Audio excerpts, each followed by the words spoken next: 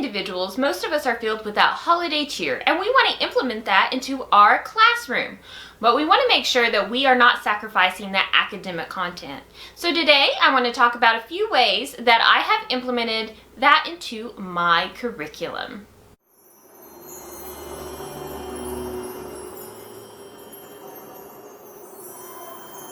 Hello everyone and welcome back to my channel. My name is Mary Ellen and I am an educator in the state of Illinois. Christmas time is a wonderful time to be a teacher. The students are full of extra energy and they are readily engaged in any activities that you implement into the classroom. One way that I really like to play on that extra energy is through learning centers or workstations that I have the students completing while I am working in those small groups with my students. When I had a self-contained classroom, I would have the students working on centers during that time.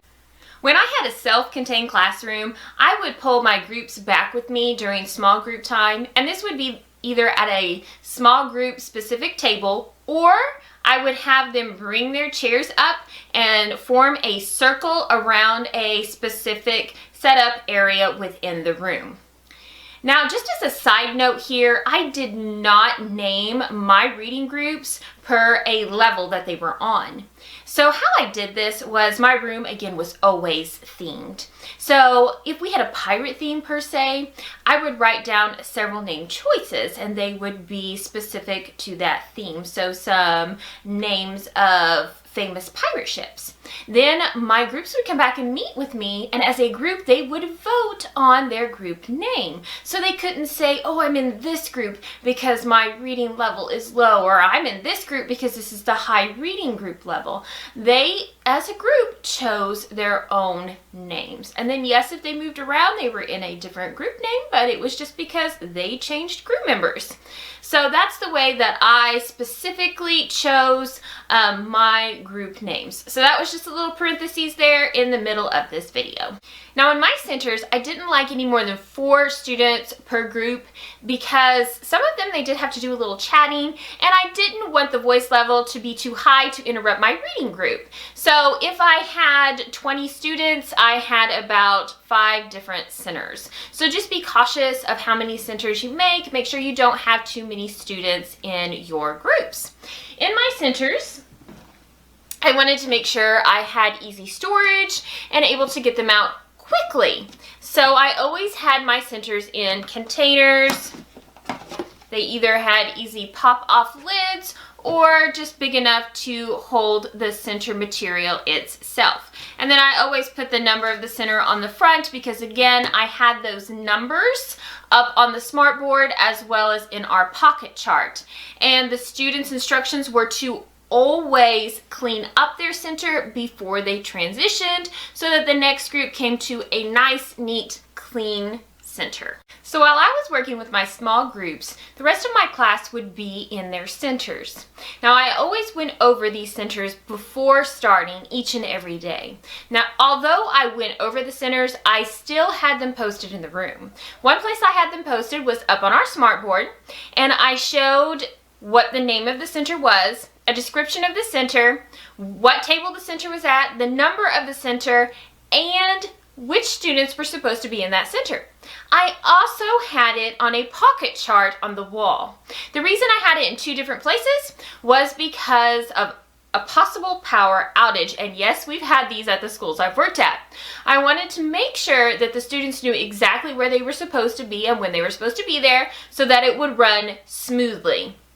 Now I had it to where each time we rotated, the names would change. So one of the students from my small groups would get up, they would hit the button on my computer to where the slide would move, so the students moved on the centers. Then another one of my students would get up and they would go move the names in my pocket chart. It ran very smoothly. Now my centers didn't go, oh my goodness, she's done with small groups, we have to move. Nobody moved from any center until they heard my train whistle. Then they knew it was time to clean up their centers and rotate. It ran very smoothly, which is why it is so important to get those procedures in place starting the very first day of school. One of my centers focused on things that occurred during December. So the Bill of Rights, the first expedition to the South Pole, and some information about the Wright brothers. And there were a lot more that we focused on as well. In this group, the students did have to collaborate and research, so I never placed the center towards the area where I was meeting with my group.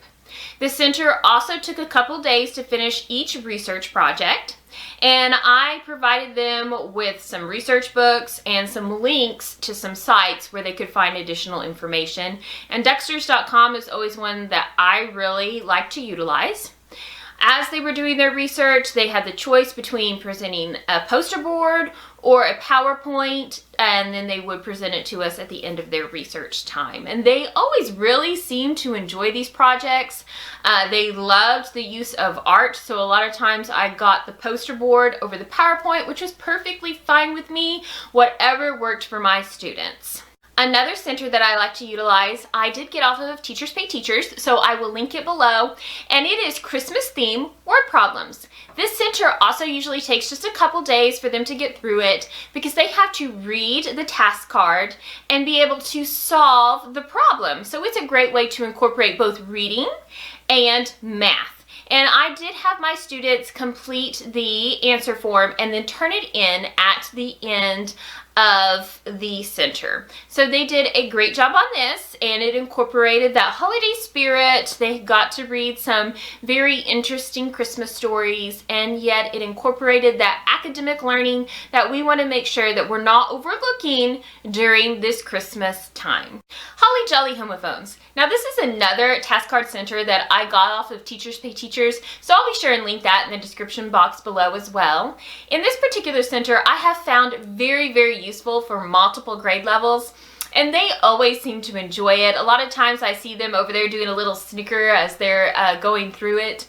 And I do usually make this one a self-checking center. So I either put a task sheet over there for their answers, or I just give them a marker board to save paper. But I always have them write their guess down first, and then I have the answers on the back of the cards so they're able to flip it over and see how they did on their guesses. And this just really helps them be able to assess themselves and see how they're doing in that center. And they always seem to really enjoy this one. I always had a reading center for my students as they rotated around. This was just their independent time. So they were able to choose any book that they wanted. Ones that they checked out from the library, one that they brought from home, some seasonal books that I had out. And I'm the kind of teacher that, honestly, I didn't care what grade level that they were reading during this time. They needed to read something that they enjoyed. So if they wanted to read a graphic novel at that time, I was fine with that. If they were in 5th grade but they wanted to read a 1st grade level book, I was fine with that too. This was for their enjoyment. So if they were going through 3 or 4 books during this time about snowmen or Christmas seasonal books, I was perfectly fine with that. This was their independent time. During this particular time, I did offer them flexible seating as well. And so it was just a very relaxed, friendly time. Christmas Math Games is another fun but educational center. In this one, they do have to work in pairs, so they need to make sure that their voice is low and controlled. And center placement is very important during your literature time. It is also important that you have those procedures in place, which I talk a lot about during my first day back to school video, which I will link below as well. My students always do a great job in these centers because they really enjoy them. I do a unit on Christmas around the world. Some of this we complete whole group, and then in the centers they have some independent work that they do as well. So one of my centers is Christmas around the world independent work. Technology has always been a big push in all of the districts that I've worked in, so I always had a technology center. In this area, I like to utilize Lyrics to Learn, which is a music-based program which works on reading fluency and comprehension. And I really do enjoy this program. It provides the teachers with data and grades that helps them see the students' progress. It also has a multitude of lessons, including Christmas-themed ones. Now in this center, if they completed their Lyrics to Learn early and they had additional time, they were also allowed to take a book test, which was a great opportunity because we worked towards Brahms and pizza coupons, so they really liked it if they finished early and they were able to take one of their book tests, which also fit into one of our other centers, which was our free reading choice time. They could read a book that would allow them to take a test. So again, it's also good to think about how can my centers correlate with one another. Inevitably, some students took longer at centers than others, which is perfectly fine, but it's also important to have those procedures in place on what do you do if you finish early. You don't sit there and start talking and wasting time and getting too loud where our literature group can't hear ourselves. So what do? Well, I had it in place where the students could either read independently or finish any other incomplete work throughout the day. And this worked very well because I had those procedures in place and it ran very smoothly. As you can tell, I personally love to incorporate Christmas or any holiday into my centers. I personally feel that this really spices up the students' academic learning. I hope that this video helped you find some ideas on what to incorporate into your centers. Don't forget to subscribe and hit the like button. Thank you so much for watching. And remember to be proud of your work, productive in your day, and positively joyful.